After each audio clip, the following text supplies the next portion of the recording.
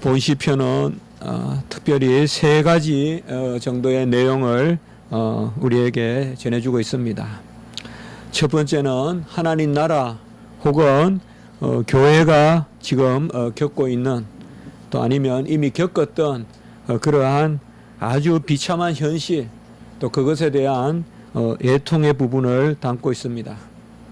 특별히 피가 흐르고, 그리고 8절에 보면 우리가 매우 가련하게 되었나이다, 이렇게 말하고 있습니다.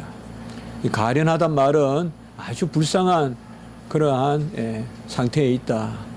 한마디로 생명이 위태롭고, 또 일상적으로 말하면 아주 거지가 되어 있는, 먹을 것이 없는, 입을 것이 없는 그런 처지. 그래서 무엇보다도 오늘 노래의 가장 많은 부분에 우리가 먼저 생각해 볼 수 있는 것은 이스라엘 백성들이 아주 비참한 그러한 현실 가운데 있다. 두 번째는 이러한 현실이 어떻게 주어진 것이냐, 바로 원수들의 잔인함. 그래서 이방을 들어서 심판하시는, 그러니까 하나님의 백성에 대해서 징계하시는 그 부분을 또한 우리가 한번 생각해 볼 수가 있습니다. 그러니까 하나님께서 이스라엘 백성들의 원수를 들어서 그런 잔인하게 징계를 하시는 그것을 또한 이야기하고 있습니다. 세 번째는 이러한 마땅한 죄에 대한, 결국은 그러면 왜 이스라엘이 이러한 가련한 상태에 놓이게 되었느냐, 이것을 바로 시편 기자는 아주 꿰뚫어 보고 있습니다. 그것은 바로 조상들의 죄악이고, 또 9절에 8절에는 보면 조상들의 죄악이 있고, 그 다음에 9절에 보면 우리를 건지고 우리의 죄를 사해달라. 결국은 이러한 징계 혹은 고난의 그러한 본질이, 모든 고난이 또 모든 고난이 다 징계만은 아니죠. 뭐 겨울이 어떻게 징계겠어요. 봄을 맞이하는 어떤 그런 준비죠. 그래서 모든 것이 다 그러한 징계는 아닌데, 오늘 특별히 오늘 여기에 이러한 가련함은 바로 하나님의 징계, 곧 죄로 말미암아 이러한 일들이 일어난다. 그래서 이 죄에 대해서는 긍휼을 베풀어 주시고, 그리고 저 원수들에 대해서는 보응하소서. 그래서 어떻게 보면 가장 전형적인 그런 시편의 노래, 특별히 구원 시편. 시편은 우리가 구원이라고 해서 어떤 사색적이거나 관념적이거나 혹은 철학적인 그런 어떠한 구원, 혹은 뭐 이교에서 말하던 해탈, 그런 걸 이야기하는 게 아니거든요. 삶의 구원, 또 생활의 구원, 어떤 그런 부분인데, 바로 우리가 당한 이 비참함, 이것이 바로 본질적으로 뭐냐. 그래서 우리가 당한 이 비참함은 특별히 대적을 통하여 우리가 지금 바로 아수르라든지, 그리고 바벨론이라든지, 그러한 이제 나중에 아람이라든지 이런 이제 대적을 통하여 고통을 당하는데, 하나님이요 우리를 불쌍히 여겨서 구원하시고, 우리 죄를 사하시고, 죄 때문에 그러니 죄를 사하시고, 그리고 우리를 징계하는 도구로 사용하신 저 원수들은 주님께서 보응해 주십시오. 물리쳐 주십시오. 어떻게 보면 전형적인 이것이 바로 오늘 노래라고 보겠습니다. 그래서 대체로 이런 내용이 전체적으로 어우러져서 오늘 시편을 이루고 있는데요. 특별히 앞부분에 보면 1절에서 우리가 4절까지가 첫째 부분, 바로 비참한 그러한 현실들, 이런 모습을 보여주고 있고, 특별히 1절이 그것을 가장 잘 드러내고 있습니다. 그래서 1절에 보시면 이방 나라들이 주의 기업의 땅에 들어와서 주의 성전을 더럽히고 예루살렘이 돌무더기가 되게 하였나이다, 이렇게 적혀 있습니다. 이것은 분명히 우리가 역사적인 사건으로 생각해 볼 수 있죠. 그러니까 주의 기업의 땅은 바로 하나님이 주신 가나안 땅, 그 땅에 이제 이방의 나라들이 들어와서 주의 성전을 더럽히고 예루살렘이 돌무더기였다. 그러니까 바로 성전과 성읍, 바로 예루살렘 성읍 그리고 하나님의 임재가 있는 성전이 다 더럽혀지고 돌무디가 되었다 이렇게 말하고 있습니다. 어떻게 보면 이것은 한 도시와 어떤 성전의 몰락이라고도 볼 수 있지만 이스라엘 백성들의 어떠한 영적인 삶의 어떤 그러한 핍절함 또한 아주 공공함 그런 것을 보여준다고 여길 수 있겠습니다. 세 가지가 나오죠. 땅과 성전과 그리고 예루살렘이라는 그 하나님의 도성, 바로 이 세 가지를 우리가 한번 생각해 볼 수가 있겠죠. 땅은 하나님이 이스라엘 백성에게 주신 것이고, 하나님이 이스라엘 백성에게 주신 이 땅은 언약의 개념입니다.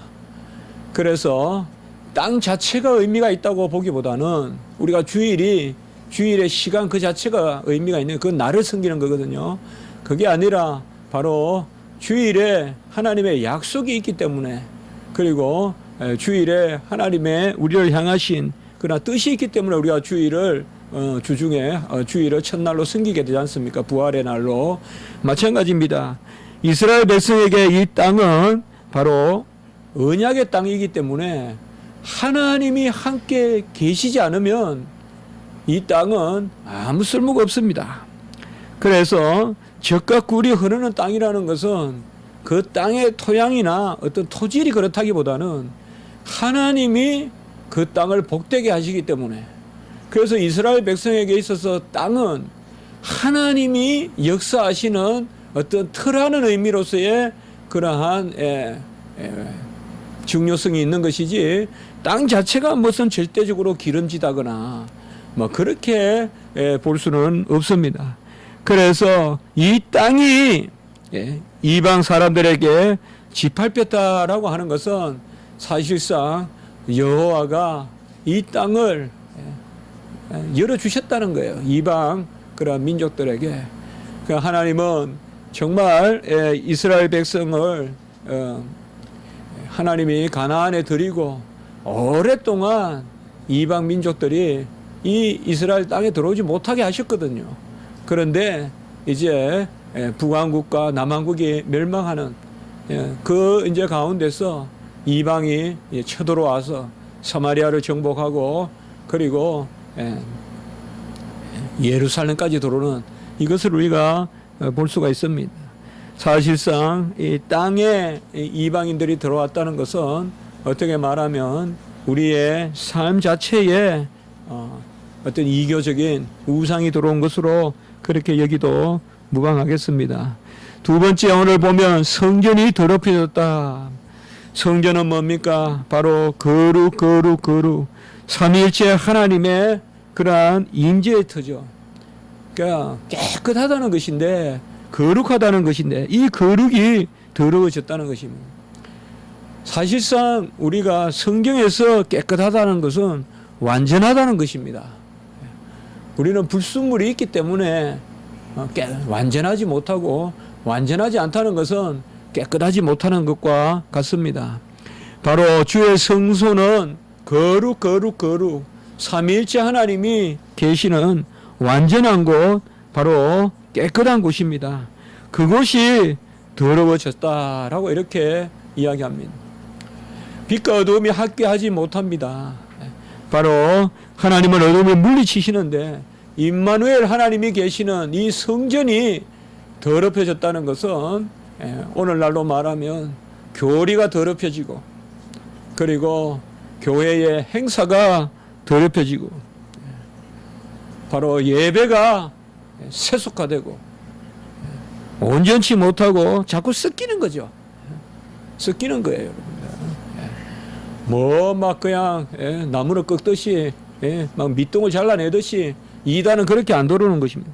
설금 개미 한 마리 벌레 한 마리 달가들듯이 이렇게 설금 돌아다가 어느 날 큰 나무를 그냥 덜썩 넘겨버리는, 그게 바로 이단들이 하는 일인데, 그것이 바로 더러워지는 것이다. 하나님은 중심을 보시고 거룩 완전하신 분이고, 특별히 예배 가운데 이사야 6장에 바로 천사들의 거룩 거룩 거룩이라는 찬양을 받으시듯이 바로 오늘날 우리가 이 성전이 얼마나 더러워지고 있느냐, 예배가 얼마나 속화되고 있느냐, 더러워지고 있느냐, 이것을 우리가 한번 생각해 봐야 됩니다. 말씀을 전하는 자들이 영광을 받고 찬송을 전하는 부르는 분들이 박수를 받고, 이런 것은 있을 수 없는 것입니다. 옛날에 우리 신학교는 전국 교회가 바라보는 그런 예배의 모범이라고 그렇게 여겼습니다만은 요새 사실상 많이 편안해지고, 이 편안해졌다는 것은 아주 위험 신호입니다. 예배가 느슨해진다는 것은 상당히 위험 신호예요. 예배가 정한 시간에 드려지지도 않고 이런 것은 위험 신호예요. 또 내 개인으로 말하면 예배 늦게 오고 이런 것도 다 위험 신호예요. 더 더러워지는 거예요, 그게. 하나님은 완전한 것을 원하시는데, 예배에 있어서만큼은 완전한 것을 원하는데 자꾸 예배가 타협되는, 성가대 찬송해서 박수를 치고. 그 이제 2, 3주 전에 우리 노예의 날이라고 저기 이제 그 안동, 그리고 우리 저 남 목사님 고향 그 청송, 양양 그쪽 분들이 왔어요. 그래서 보니까 그 진보 그쪽 분들, 그래서 오셨는데 제 동기도 둘이나 있어요 보니까. 그래서 제가 책도 보내드리고 했는데, 이분들이 이제 사모님들이 이제 그 노예 찬양대가 있어요. 얼마나 그냥 곱게 차리고 병아리 같이 그렇게 옷을 그냥 단촐하게 입고 올라오셔서 찬송을 드렸는지, 정말 아주 그냥 감동이 되고 눈물이 휙 돌더라고요. 사모님들 얼마나 고생하시다가 그런데 우리 신학생들이 박수를 쳤네, 그러면 박수를. 그러니까 그 사회 보시는 목사님이 또 그냥 넘어가면 될 텐데 우리 노예에서는 박수 안 친다고. 그래가지고 정말 우리 저는 사실상 박수를 안 치는 그런 마음으로 이제 예배 전에 노예에서 누가 오셨습니다. 이건 아직 예배 선포가 되기 전에는 환영이니까 박수를 치지만, 예배 선포를 하고는 어쨌든 우리가 뭐 서구가 속화됐니, 예배가 절대 그래 쉽게 말하면 안 돼요. 에딘버러의 생자일즈 철치, 생자일즈 교회, 거기에 존 녹서 목사님 설교하셨던 그 교회, 요새도 예배 드릴 때 성가대 음성만 들리지 어디서 있는지도 안 보여요. 또 강단도 아주 구석에 있어요. 누가 봐도 가장 스포트라이트를 받는 게 아니에요. 우리 교회는 너무 교회가 커서 뭐 강대상을 여기 놓고 저기 놓고 할 뭐 일도 없지만은, 놓을 때 여기밖에 없지만은 사실상 그 중심은 그렇거든요. 소리를 잘 들리라고 그때 예배를 보는 게 아니라 예배를 듣는 거기 때문에 그게 종교개혁이죠. 보는 예배로부터 듣는 예배. 바로 그 보는 예배에서 듣는 예배로서의 종교개혁. 그래서 강대상이 높아진 거지, 잘 들으라고. 사람 많이 보이라고 높아진 건 아니거든요. 바로 그런 부분입니다. 사실상 오늘날 무슨 이방이 쳐들어오고 소련이 쳐들어오고 중국이 북한이 쳐들어오고 그게 아니라, 오늘 말씀에서 우리가 생각할 것은 바로 주의 성전이 더럽혀졌다. 성전은 속죄소와 시언자가 있는 것이죠. 지성소. 모든 죄가 사함을 받고 주님의 임마누엘의 이름이 바로 성전에 있는 것입니다. 그렇기 때문에 이 성전이 더럽혀지고 예배가 더럽혀지면 삶은 말할 것도 없어요. 예배가 온전치 못한데 어떻게 삶이 온전하고 반듯하겠습니까? 예배를 바로 드려야 삶도 쫓아가는 거지. 예배가 벌써 타협하고 예배에 벌써 세속적인 그런 인본적인 공로주의, 자질주의가 들어오고, 이렇게 하면 어찌 세상에서 사람이 하나님께 영광을 돌리는 그런 삶을 살겠습니까? 바로 이런 것입니다. 세 번째는 예루살렘이 돌무더기가 됐다. 이 말은 뭔가 하면 예루살렘은 당대의 세계적인 도시예요. 예, 큰 도시예요. 하나님이 큰 복을 베푸셨어요. 예, 그러니 사람들이 사실 우리 예루살렘은 바로 다윗의 이 성읍 아닙니까? 사실 다윗 이후로 예수님 오실 때까지도 큰 도시였어요. 이 예루살렘은. 그래서 사통팔달해서 아주 교통의 여지도 되고 그래서 아주 먹을 것도 많고 흥황했어요.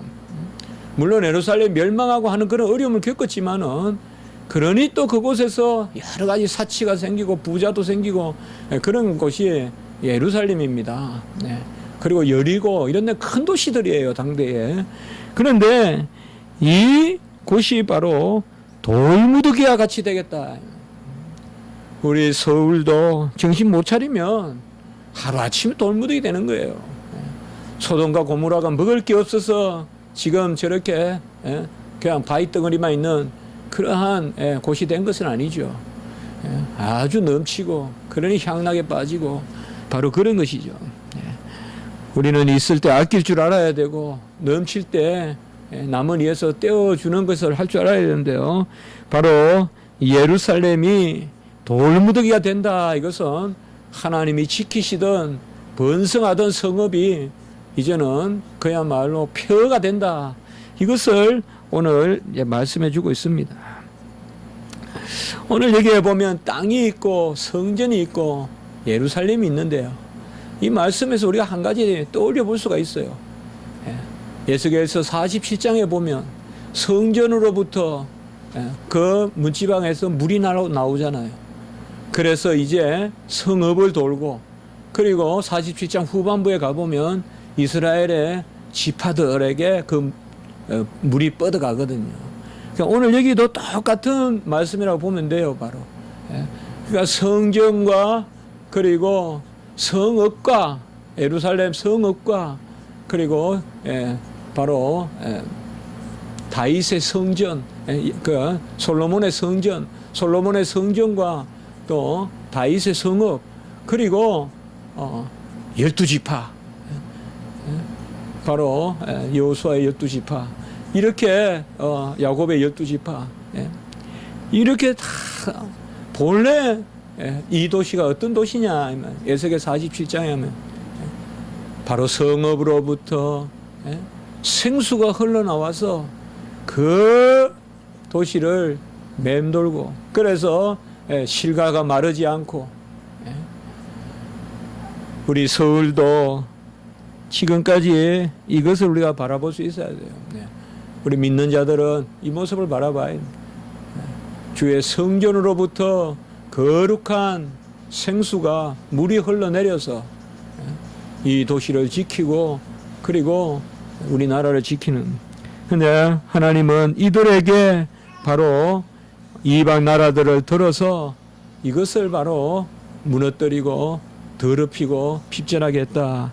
이것이 바로 이스라엘 백성들이 겪는 그런 가장 가련한 모습입니다. 여러분, 우리가 먹을 것이 없어서 사람이 떡으로만 산다 했잖아요.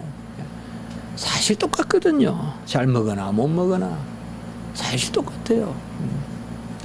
뭐 한 두 끼 먹는다고 사람이 뭐 격이 떨어지고 그러지 않습니다.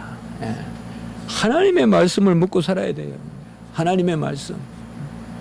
좀 더 고위직에 가도 명예를 더 높여도 다 그 자체로 큰 의미가 있는 거 아니죠. 하나님의 그러한 은혜 가운데 살아야 됩니다. 가장 가련한 게 뭐냐? 가장 비참한 게 뭐냐? 하나님 떠나는 것입니다. 하나님을 소망으로 삼지 못하고 하나님을 중심에 두지 않고 그 성읍이 하나님을 모시지 못하고 그 교회가 온전히 하나님 앞에 정결한 신부의 자리에 서 있지 못하면 그게 불쌍한 것입니다. 그게 징계입니다. 이미 더러운 예배를 드리면 그게 징계가 임한 것으로 여기면 되는 것입니다. 가장 하나님 앞에 우리가 정죄된 그들은 2절에서 4절까지 보면 주의 종들의 시체와 주의 성도들의 육체를 그냥 죽여서 파묻지도 않고 공중의 새에게 밥으로 주고 땅의 짐승에게 또 야생 짐승에게 먹이로 주고 그들의 피가 예루살렘 사방에 물같이 흐르고 아까 에스겔의 성전의 성수가 흘러나와서 정말 발목에서부터 청량하지 못할 만큼 온몸을 가득 채우는 그러한 성도가 거룩한 도성이 말이죠. 바로 피가 사방에 흘러넘치는 그러한 도시가 됐다. 우리는 영적으로 잘 바라봐야 됩니다. 정말 잘 우리가 이 말씀을 통하여서 뭐 다른 것이 번영하고 번성하고 뭐 그래서 하나님이 은혜를 베풀었다 그런 것보다도 정말 참 회개가 있는지 거룩한 삶이 있는지 하나님께 영광 돌림이 있는지 그것을 헤아려서 하나님께 은혜를 받았다라고 하는 것이 맞지 않겠냐. 어찌 거룩한 것을 성령에 속한 것을 육체의 것으로 마치겠느냐. 어찌 이 서울이 하나님의 말씀으로 거듭난 이 도시가 육체의 것으로 마치겠느냐. 어찌 교회가 성령으로 시작하였다가 육체에 속한 것으로 마치겠느냐. 그것을 오늘 말씀은 우리에게 전해주고 있습니다. 4절에 보면 이웃에게 비방거리가 되고 조소와 조롱거리가 되었나이다. 우리는 비방과 조소와 조롱은 이 세상에서 항상 있습니다. 떠나지 않습니다. 그러나 초대교회 성도들이 믿는 백성들이 우리 주님이 받았던 그런 조소와 조롱과 여기 4절에 나오는 비방거리와 조소와 조롱은 다릅니다. 오늘날 교회를 향하여서 제가 뭐 지나치게 민감하게 교회에 대해서 너무 자꾸 그렇게 생각하냐? 아무리 생각해도 과한 거 아닙니다. 우리 교회는 지금 조롱거리가 되어 있습니다.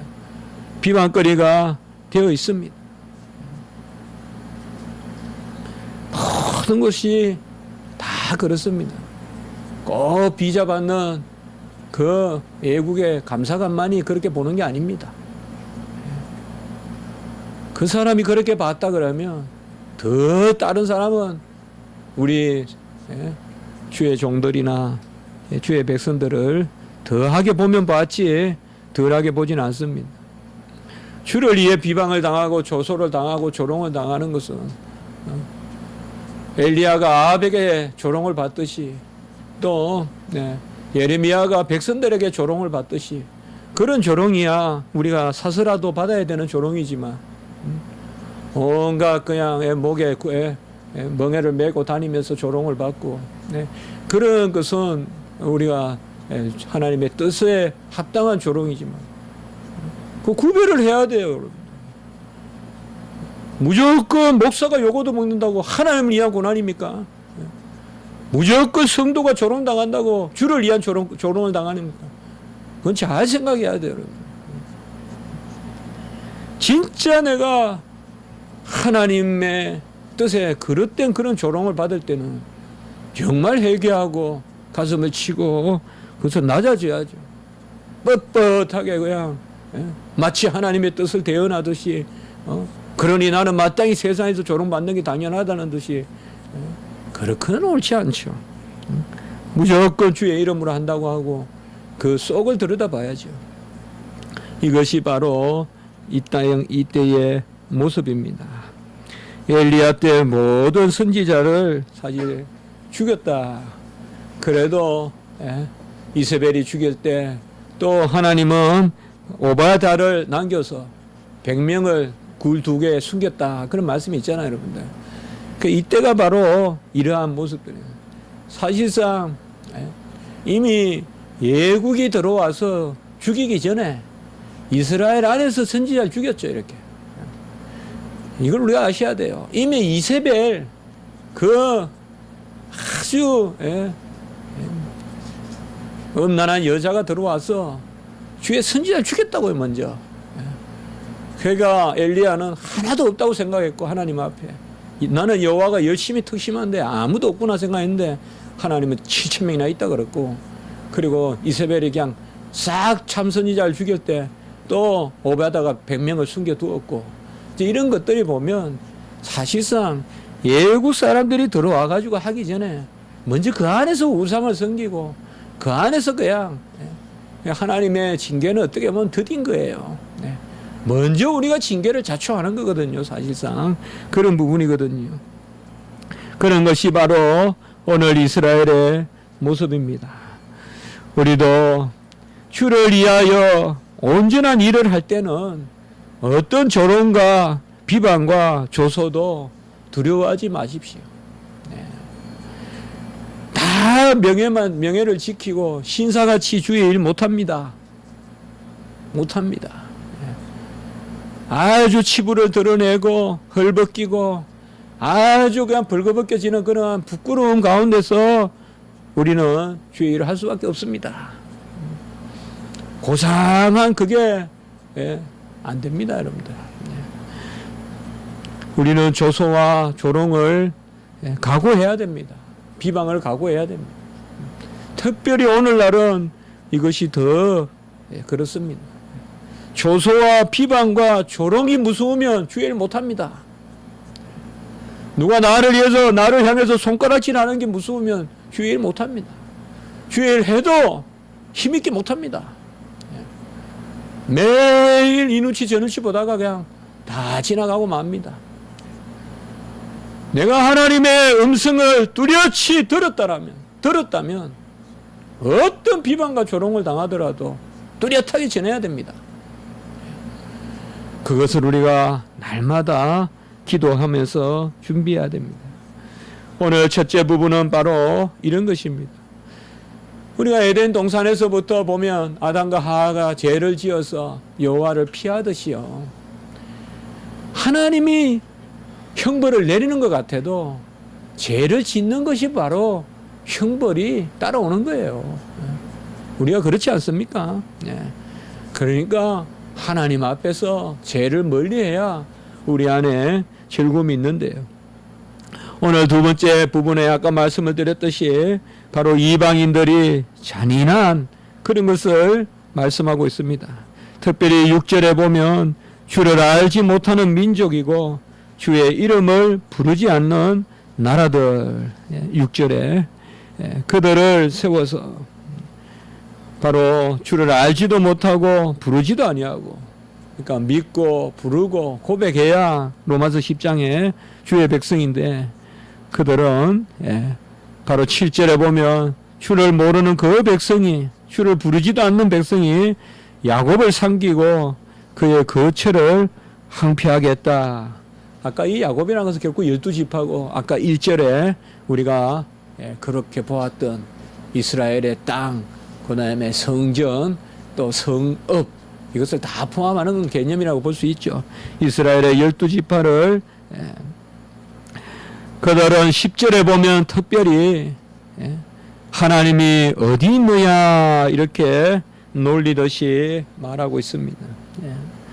이스라엘 백성에게 하나님이 어디 있느냐. 사내립이 와서 교만을 떨면서 그 랍사게나 보면 무슨 너희 하나님이 이런 일을 행하실까. 이제 그런 이제 말씀을 우리가 떠올려 볼 수가 있습니다.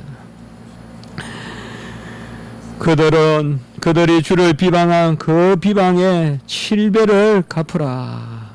12절에 보면 이런 말이 있습니다. 그러니까 결국 이들의 잔인함은 백성을 죽여서 피를 흘리게 한 그것보다도, 그것도 물론 잔인한 것이지만은 궁극적으로는 주를 알지 못할 뿐만 아니라 주를 찾지 않을 뿐만 아니라 주님이 어디 있느냐라고 아주 건방을 떨고, 그리고는 특별히 12절에 보면 주를 비방했다 이렇게 말하고 있습니다. 주를 비방한 자들에게 그들의 품에 7배나 갚으소서 이렇게 말하고 있는 거 보면 그들의 비방이, 하나님을 비방하는 것이 얼마나 사무치는지 그것을 알 수가 있습니다. 가물 때 우리는 비를 내려달라고 기도하면 그들은 말하겠죠. 하나님이 어디 있어서 비를 내려주냐? 무슨 너희 하나님이 무슨 뭐 바다에 뭐 이렇게 막 조롱하겠죠. 그때 이제 7배나 갚으소서 이 말은 우리에게는 아주 단비를 내려주시고 저들에게는 폭우로 심판해